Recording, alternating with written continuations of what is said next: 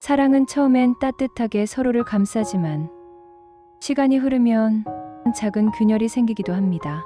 그 균열을 바라보는 방식에 따라 관계는 회복되기도 하고 멀어지기도 하죠.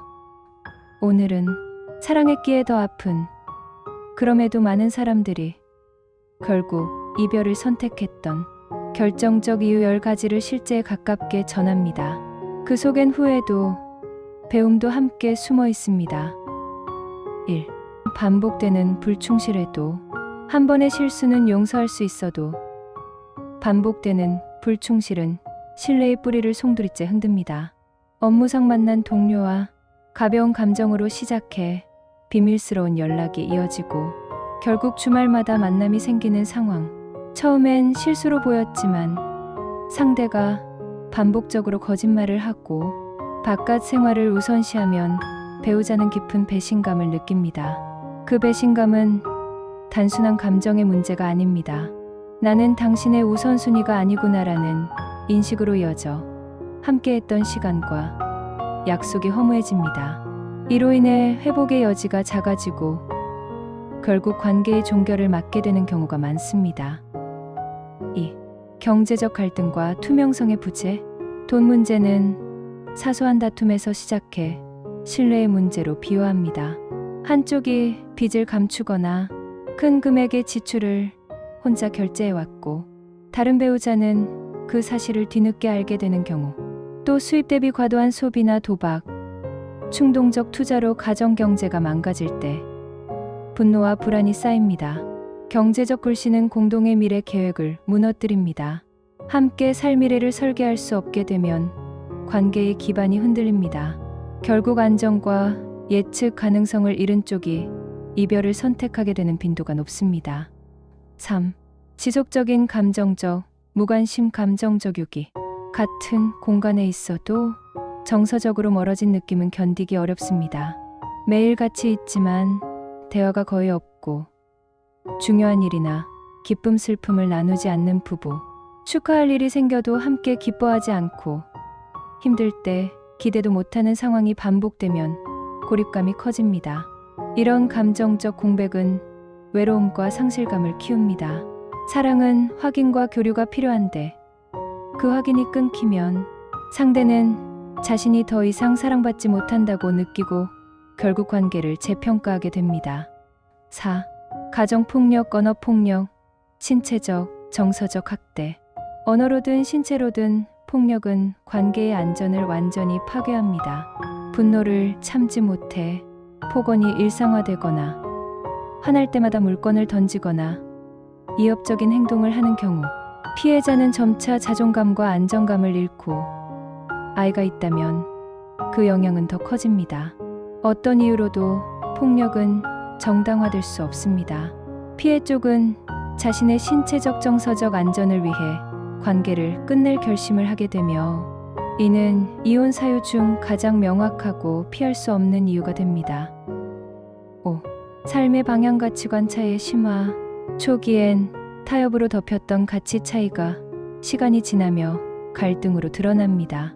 한쪽은 은퇴 후 조용한 시골 생활을 꿈꾸고 다른 쪽은 계속해서 활동적이고 도시 중심적 삶을 원할 때 자녀 교육이나 종교, 노후의 재정 계획 같은 근본적 문제에서 합의가 되지 않으면 매일의 작은 결정을 둘러싼 불화가 누적됩니다.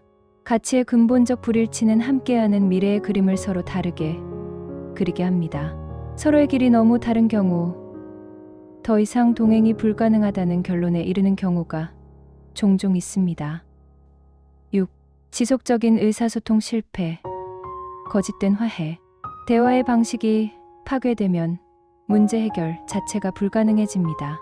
논쟁 후 괜찮아라는 말로 끝내고 또 깊은 감정을 숨기며 문제를 계속 쌓아두는 경우, 혹은 상대가 말하려고 하면 화를 내거나 외면해버려 진짜 감정이 표출될 공간이 사라집니다. 거짓된 화해는 표면적 평화만 만들 뿐 뿌리 깊은 불만을 키웁니다. 시간이 흐르면 그 불만이 폭발하고 회복 불가능한 관계 균열로 이어져 이혼으로 귀결되기도 합니다. 7. 중독 문제. 알코올, 도박, 스마트폰 등 중독은 개인의 삶뿐 아니라 가정 전체를 무너뜨립니다. 술에 의존해 가정에 소홀해지고 폭력적이 되는 경우, 또는 도박으로 가정 경제를 갉아먹는 경우, 최근엔 스마트폰 인터넷 과몰입으로 정서적으로 단절되는 사례도 많습니다. 중독은 단순한 습관을 넘어 판단력과 책임감을 훼손합니다. 치료와 회복의 의지가 없거나 반복되는 재발이 있을 때 배우자는 더 이상 관계를 유지하기 어렵다고 느끼게 됩니다. 8. 부모 시댁 문제로 인한 갈등. 부부 외부의 관계가 반복적으로 가정에 영향을 미치면 균열이 생깁니다. 한쪽 부모가 과도하게 간섭하거나 양가 갈등을 해결하지 못해 부부가 대속 중재자 역할을 강요받는 경우, 경계 설정을 못하면 둘만의 공간이 사라지고 스트레스가 쌓입니다. 외부 문제로 인해 부부가 서로를 지지하지 못하면 연대감이 약해집니다. 결국 우리는 팀이 아니다라는 인식이 생기면 이혼을 고려하는 결정적 계기가 됩니다. 9.